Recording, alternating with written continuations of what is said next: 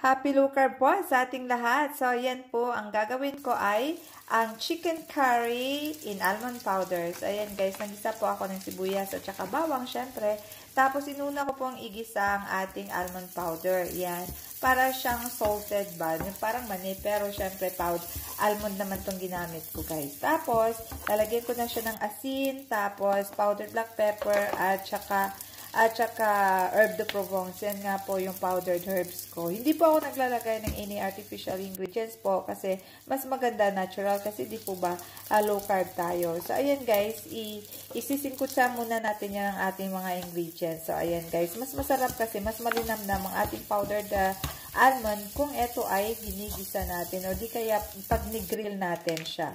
So, ayan guys, lalagay na natin ang ating chicken fillet. So, tapos, syempre, pag na-mix na natin ito guys ng maigi, yan, makikita nyo, nag-change niya ang kanyang kulay, pero hindi ko siya pina-brown. Ginawa ko lang siya kasi magkakaroon din naman ng kulay siya pag nilagyan ko siya ng curry powder.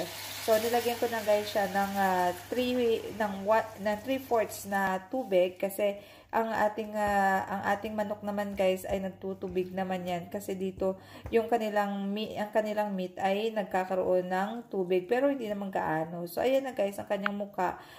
Medyo puti ang ating chicken breast pero okay lang yan kasi lalagyan naman natin siya ng curry powder. Mag-iiba naman yung kulay niya dahil nga sa curry powder na yellowish na yan. So ayan guys, as in, super duper sarap talaga ang aking chicken curry, guys. As in, niluto ko lang siya sa low fire. Huwag nating lakasan yung apoy kasi ang ating karne ay magiging dry po siya. So, ayan na guys. Luto na siya. Ilang minuto lang naman ito. Parang 20 minutes lang yata or 25 minutes ang aking pagpapakulo sa low fire ang aking karne. Hindi ko na po siya tinakluban kasi ayaw ko naman ng napakarami ng kanyang sauce. So, ayan guys, bahala na kayo kung ano ang inyong ipapartner dyan. Pero ito na po ang aking low carb meal. So, ayan guys, maraming salamat sa inyong panonood. Kung hindi pa po kayo nakapag-follow sa akin, please follow, subscribe, and like. Maraming salamat po at hanggang sa muli.